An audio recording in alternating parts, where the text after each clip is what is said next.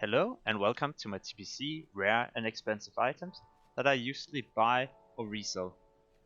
The first items you're always gonna keep is of course 68, 69 and 70 blue items. Some of them are gonna be really good when you have to start doing dungeons. But there's actually also blue lower level items that you have to keep. I'll show some of them later on in the guide. Next up is of course epic items you can find, and some of these will sell for thousands of gold. World bosses also have a chance to drop BOE items. These will probably not be sold at all.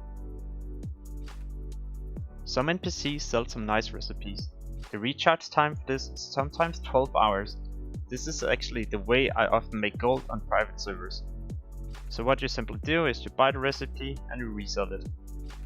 It's the same with the large prismatic shard recipe and the Eternium rod. Those two can be bought like in Shattered City and some other locations as well. The recipe for these bracers are a rare drop. You have to pay attention, this is like pre-rate builds for all casters, so you can imagine the recipe price being really high. Same for the recipes for dual crafting, you have to keep these in your bags and sell them later. In Shattered City, Silvermoon City and Exodar, there's actually some NPCs selling these recipes.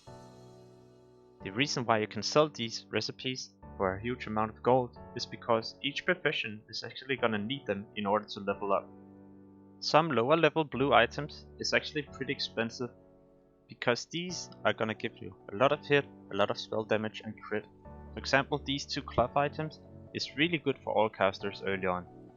You also have rare items that can drop from rares, and these have like chance to do different stats. So for example, these one here, a lot of intellect, a lot of spirit and healing, which is really nice, for example for priest or druid. So not only can it be good for like a rogue, a hunter or a feral druid, but it can actually also have like some good stats for a caster. But on the other hand you also have these, and you might think, whoa, this is not really good at all. But you might be wrong here, because for me as a mage I would actually really like these.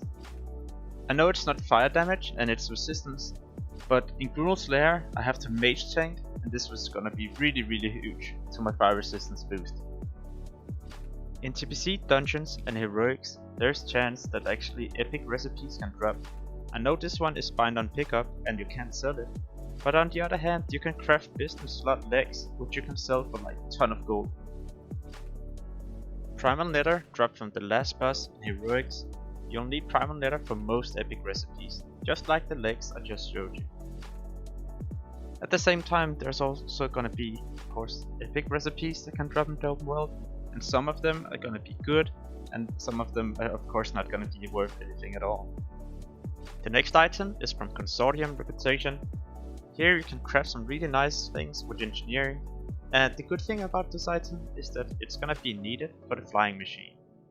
So like, a lot of engineers might not prioritize this reputation, but if you do, then you can probably craft the flying machine early on, or at least the mats, and sell those for a good amount of money.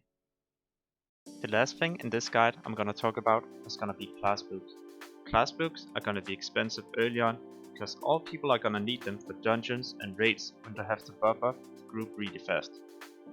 Next up, you have the Conjure water and food. And trust me, these are gonna be really expensive.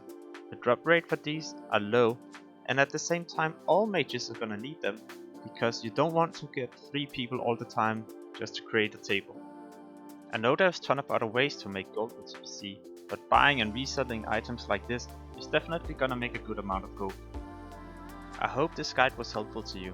In case you would like to see more TBC gold farming, make sure to check out my channel. But yeah, as always, thank you for watching and have a great day.